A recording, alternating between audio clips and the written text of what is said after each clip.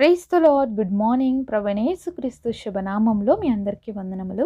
అనుదినము దేవుడి మాటల చేత బలపరచబడుతున్నారని నమ్మి దేవుని స్తుతిస్తున్నానండి. బలపరచబడుతున్నట్లయితే పరిచర్య కొరకు ప్రార్థన చేయండి, అనేకులకి షేర్ చేయండి.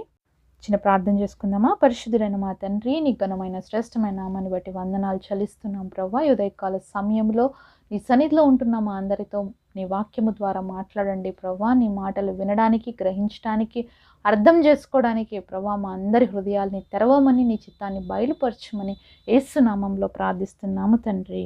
ఆమేన్. ఈరోజు దేవుని వాగ్దానము యోబు గ్రంథము 22వ అధ్యాయము 21వ వచనం. ఆయనతో సహవాసం చేసిన ఎడల నీకు సమాధానం కలుగును, అలాగున నీకు మేలు కలుగును. Job chapter 22 verse 21. Acquaint now thyself with him, and be at peace, thereby good shall come unto thee. దేవుడిచ్చినటువంటి అద్భుతమైన వాగ్దానం మనందరి జీవితంలో నెరవేర్చబడును గాక. ఆమేన్. ఉదయకాల సమయంలో ఎంతమంది ఆశపడుతున్నారండి, నా జీవితంలో సమాధానం కావాలి, అలాగే నా జీవితంలో మేలు కావాలి.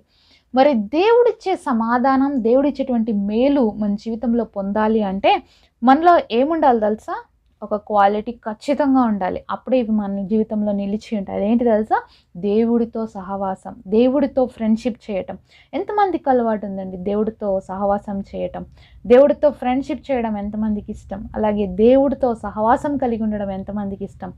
ఇప్పుడు అందరి మనసులలో ఒక ఆలోచన వస్తుంటుంది కదా, దేవుడు ఏమన్నా మనిషి అంటే మాకు కనిపిస్తాడా ప్రతిరోజు ఆయనతో పాటు నడవడానికి, ఆయనతో పాటు ఫ్రెండ్గా ఉండడానికి అనేసి ప్రశ్నిస్తుంటున్నారేమో కదా. అవునండి, దేవుడు మన స్నేహితుడు, దేవుడు మన తండ్రి. ఆయన మనతో మాట్లాడతాడండి, ఆయన మనతో సహవాసం చేస్తాడు. ఎందుకంటే మన దేవుడు మన సృష్టికర్త, మనల్ని సృష్టించుకున్న దేవుడు. ఎందుకు ఆయన మనల్ని సృష్టించుకున్నాడు తెలుసా? మనతో పాటు ఆయన సహవాసం చేయటానికి, మనం ఆయనతో పాటు ఉండడానికి, ఆయన మనతో ఉండడానికి దేవుడు మనల్ని సృష్టించుకున్నాడు. కానీ మన పాపం బట్టి, మన దోషం బట్టి, మన అవిధేయతను బట్టి మనం దేవుడితో ఉన్న సహవాసాన్ని, రిలేషన్షిప్ని కోల్పోయాం. అయితే క్రీస్తు ద్వారా అది తిరిగి పునర్నిర్మించబడింది అనమాట. దేవుడితో సహవాసం అనేది తిరిగి మనకు ఏర్పరచబడింది. ఎవరైతే దేవుడితో నడవాలనుకుంటాడో దేవుడు తప్పకుండా వాళ్ళతో నడుస్తాడండి. మరి దేవుడితో మనం ప్రతిరోజు నడవచ్చు, దేవుడితో ప్రతిరోజు మనం మాట్లాడవచ్చు. బైబిల్లో ఒక బెస్ట్ వ్యక్తి ఉన్నాడండి, దేవుడితో నడిచినటువంటి వ్యక్తి. మరి ఒకసారి చూద్దాం అతని గురించి. ఆదికాండము 5వ అధ్యాయము 21వ వచనం నుంచి కొన్ని మాటలు చూసినట్లయితే మనకు అర్థమవుతుంది. హానోకు 65 బ్రతికి మెతుషెలాను కనెను. హానోకు మెతుషెలాను కనిన తర్వాత 300 ఏండ్లు దేవునితో నడుచుచు కుమారులను కుమార్తెలను కనెను.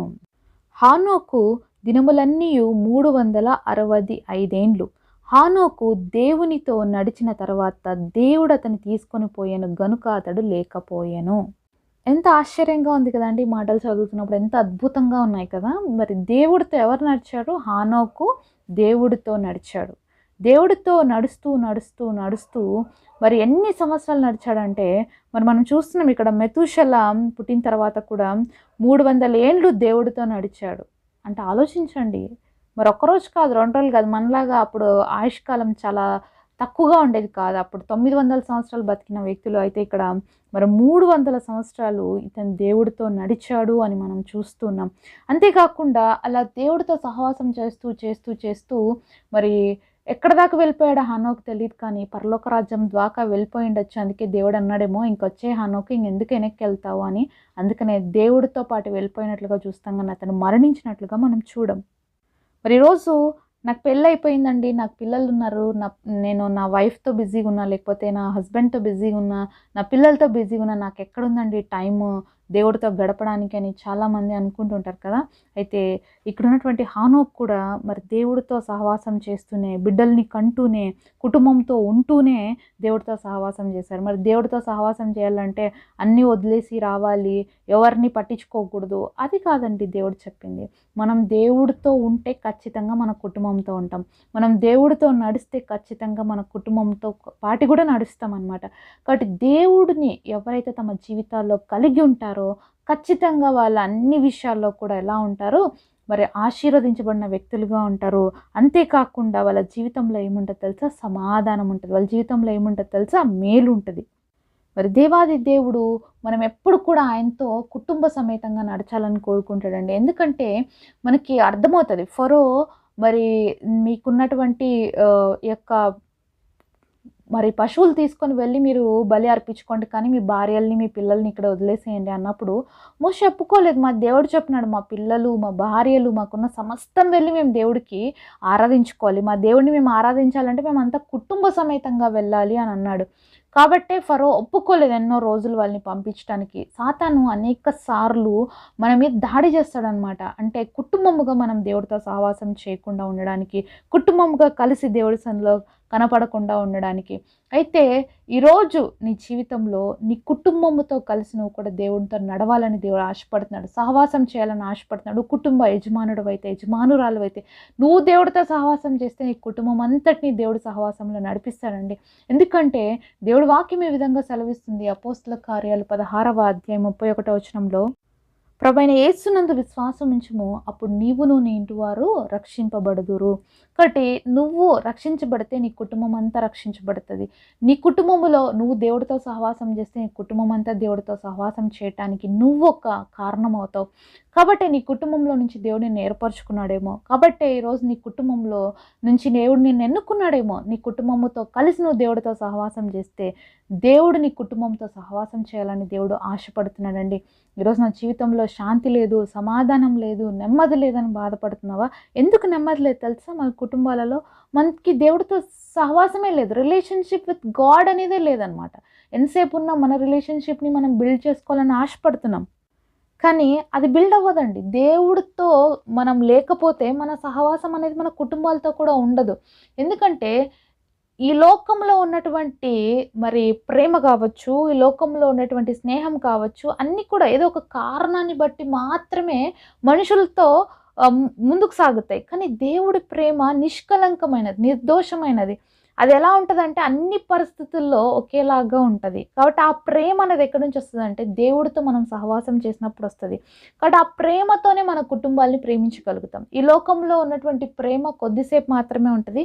ఈ లోకంలో ఉన్నటువంటి మరి సహనం కావచ్చు, ఓర్పు కావచ్చు, అది కొద్దిసేపు ఉంటది. కానీ క్రీస్తుని కలిగి ఉన్నప్పుడు ఆ ప్రేమ రెట్టింపు అవుతది. ఆ ప్రేమతోనే మనం అనేకుల్ని క్రీస్తు కోసం సంపాదించుకోగలుగుతాం. మన కుటుంబాన్ని ప్రేమతో కట్టుకుంటాం. కాబట్టి ప్రేమ దోషాలన్నిటిని కప్పును అని దేవుడు వాక్యం సెలవిస్తుందండి. కాబట్టి మన జీవితంలో మనం ప్రేమ కలిగి ఉంటే ప్రతి దోషం అనేది దేవుడు క్షమించి మనందరికీ ఏమి ఇస్తాడు తెలుసా? ఒక ట్రాన్స్పరెన్సీ ఇస్తాడు. ఈరోజు కుటుంబ వ్యవస్థలో ఏం కావాలి? ట్రాన్స్పరెన్సీ కావాలి. ఒకరినొకరు అర్థం చేసుకోవాలి. ఒకరినొకరు మరి ప్రేమ అందించుకోవాలి. ఇవన్నీ కరువైపోతున్నాయి ఈరోజు. అలాంటి జీవితాలు మనం కలిగి ఉండాలంటే దేవుడిని మన జీవితాల్లో కలిగి ఉండాలి. పరిస్థితులు చాలా దారుణంగా ఉంటున్నాయండి. కుటుంబ వ్యవస్థ దెబ్బతినిపోతుంది, పాడైపోతుంది. కారణం ఏంటంటే ఈరోజు ఎన్నో మీడియేటర్‌గా వర్క్ చేస్తున్నాం అందరి జీవితాల్లో. అందరికీ తెలుసు కదా! మరి ఫ్యామిలీస్‌లో అందరి మధ్యలోకి ఫోన్ అనేది బాగా వచ్చేసింది. అందరిని ఇంటరప్ట్ చేసేస్తుంది. కాబట్టి ఈరోజు ఒకరి మధ్యలో ఒకరికి ప్రేమలు లేవు, ఆప్యాయతలు లేవు, కరువైపోయాం. మనం ఫోన్‌తో ఎక్కువ సహవాసం చేస్తున్నాం గదా! అందుకే ఎక్కువ ఇంటరప్షన్స్ వచ్చేసాయి, బ్రేకప్స్ వచ్చేసాయి. మరి మన కన్‌స్ట్రక్షన్ అనేది జరగట్లేదు, ఆగిపోయింది. అయితే ఈరోజు ఫోన్‌ని కొంచెం పక్కన పెట్టి దేవుడితో సహవాసం చేద్దాం. ఎప్పుడైతే దేవుడితో మన సహవాసం బిల్డ్ చేసుకుంటామో ఆటోమేటిక్‌గా మన కుటుంబాన్ని మనము కట్టుకోగలుగుతాం. అందుకనే దేవుడు పర్టిక్యులర్‌గా ఈరోజు చెప్తున్నాడు. ఆయనతో సహవాసం చేయాలని మనతో మాట్లాడుతూ ఉన్నాడు. మనం ఆయనతో సహవాసం చేస్తే మనకేముంటది? సమాధానం ఉంటది. ఎప్పుడైతే కుటుంబంలో సమాధానం ఉంటుందో అక్కడ కుటుంబంలో ఐక్యత ఉంటది. కుటుంబంలో ఐక్యత ఎప్పుడైతే ఉంటుందో ఆ కుటుంబము కన్‌స్ట్రక్ట్ అవుతది. కట్టబడతదనమాట. ఎప్పుడైతే కట్టబడతామో ఆ కుటుంబంలో ఏం జరుగుతది తెలుసా? మేలులు జరుగుతాయి. ఆ కుటుంబంలో ఏముంటది తెలుసా? ఆశీర్వాదం ఉంటది. కాబట్టే దేవుడితో సహవాసం అనేది ఎంత ఇంపార్టెంటో దేవుడు మనకు తెలియజేస్తున్నాడండి. కాబట్టి ఎంతమంది ఆశపడుతున్నారు ఈరోజు నేను దేవుడితో సహవాసం చేయాలి, నాతో పాటు నా కుటుంబం అంతా దేవుడితో సహవాసం చేయాలని ఆశపడుతున్నారా? మీరు ఆశపడుతున్నట్లయితే నాతో పాటు కలిసి ప్రార్థనలు ఏకీవిస్తారా? పరిశుద్ధుడైన మా తండ్రి, నీ ఘనమైన శ్రేష్టమైన నామాన్ని బట్టి మీకు వందనాలు చెల్లిస్తున్నాం ప్రభువా. అయ్యా మీతో సహవాసం చేయాలని చెప్పారు తండ్రి. హానోకు మీతో సహవాసం చేశాడు. అలాగే మేము కూడా మా జీవితాల్లో మీతో సహవాసం చేసి ప్రభువా మా కుటుంబాలని మీ కొరకు కట్టుకోవడానికి నాయన మీ యొక్క సమాధానాన్ని, నీ యొక్క మేలుని మా కుటుంబాల్లో, మా జీవితాల్లో అనుభవించడానికి మా అందరికీ కృప చూపించి గొప్ప వాగ్దానం మా అందరి జీవితాల్లో నెరవేర్చమని యేసు నామంలో ప్రార్థిస్తున్నాము తండ్రి. ఆమేన్. ఈరోజు బర్త్డే అలాగే వెడ్డింగ్ యానివర్సరీ సెలబ్రేట్ చేసుకుంటున్న మీ అందరికీ కూడా wish you happy birthday and happy anniversary. God bless you.